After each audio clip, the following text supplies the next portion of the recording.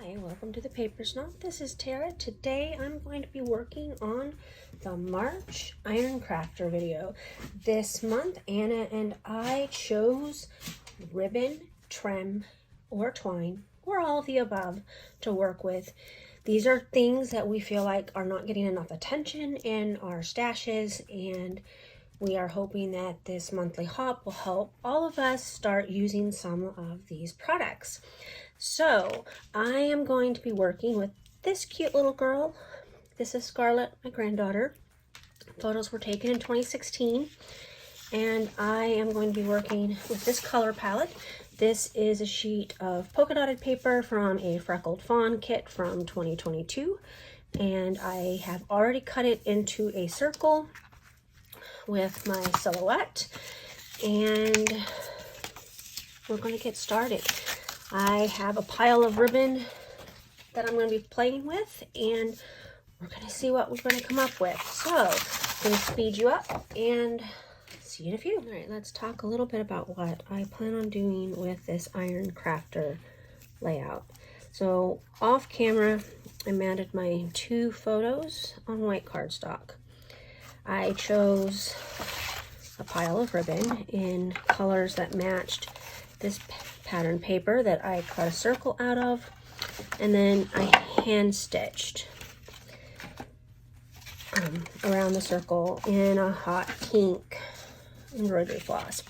So next up, I'm going to build a background out of the ribbon on this piece of cardstock, and I am absolutely not going to make you watch the whole thing, but let's talk about how we're going to adhere this. And that's a really good question, because typically in small batches I will use glue lines to adhere ribbon to my layouts, and that works very, very well.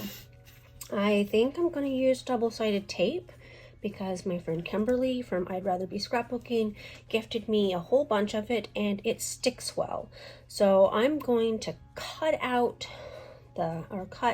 off lengths of this ribbon and just kind of make a background using the double-sided tape, and then I'm going to call it done, and then I'm going to lay my other piece on top. So let's get started. So the first thing I am doing is I am going to put double-sided tape on all of the pattern paper, all 12 inches. I'm going to just line it all the way up to the top. I'm going to stick the cardstock right down to my glass mat, and I am going to use that double-sided tape to adhere all of the ribbon.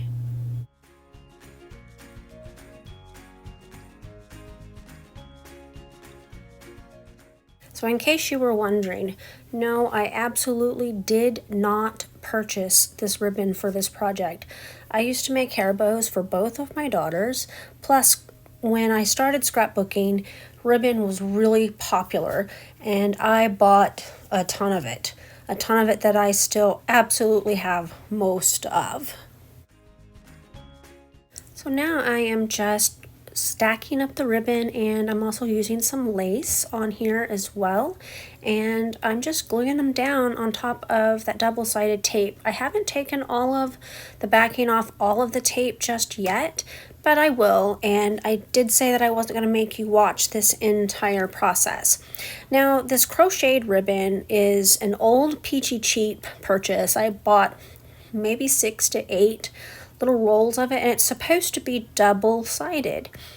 Well, guess what? That adhesive on that crocheted ribbon is not any good anymore, and so I have to glue it every single time I use it.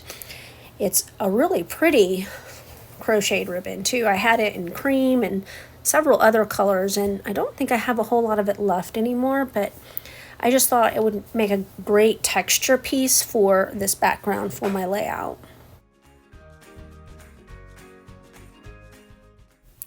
So what you didn't see me do is, of course, finish laying down all of the pieces of ribbon and trim on the cardstock. Then I flipped it over and I folded the ribbon and the double-sided tape on the back side of it. And so it is completely adhered to that white cardstock. Now I'm going to add some fun foam corners to each of the corners on this top piece, and I'm going to flip it over, and that is going to give me some dimension and depth to start creating my layout.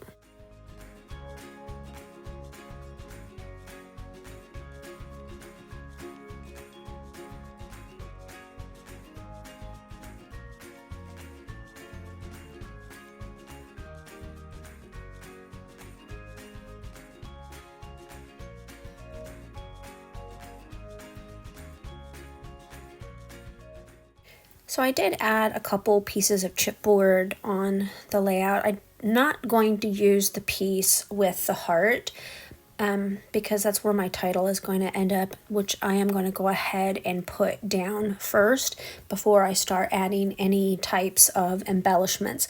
And really, I'm going to keep my embellishments relatively simple since there is so much color on my background.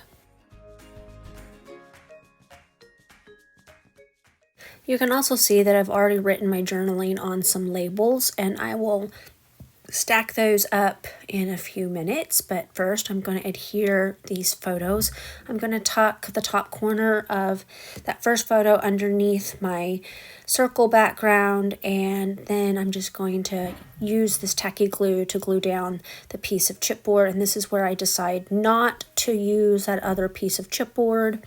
And now I'm going to go ahead and lay down my journaling bits because I want to make sure that I have room on my layout for my journaling before I add my embellishments.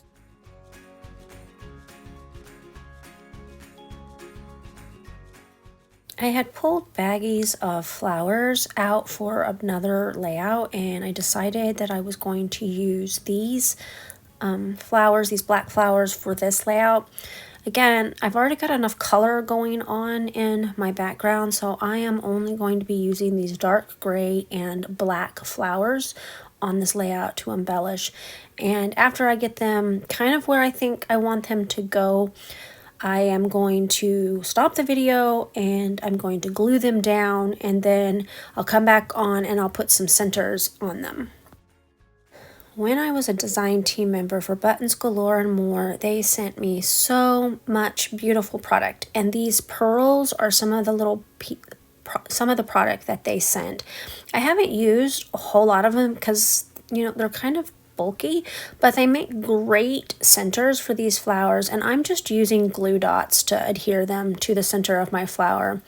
Now I may have to go back in and put some perfect paper adhesive on them as well, but we'll see first. I'll check the layout in a day or two to see how they're sticking, and if they seem to be sticking okay, I may not add the perfect paper adhesive. But if you don't know about perfect paper adhesive, it is a liquid glue. I buy mine on Amazon. It's a really large bottle and it lasts quite a long time, especially now that I have put a fine tip top on it, and when it dries clear, and nothing is going to move after you've used that adhesive. So I want to thank you for stopping by my channel today. If you liked my video, please click that thumbs up button. If you are not a subscriber, I would love to have you subscribe. I do answer questions and comments about my layouts, techniques, or supplies. So feel free to just drop a comment below the video and I'll get back to you as soon as possible. You have a great day. Bye.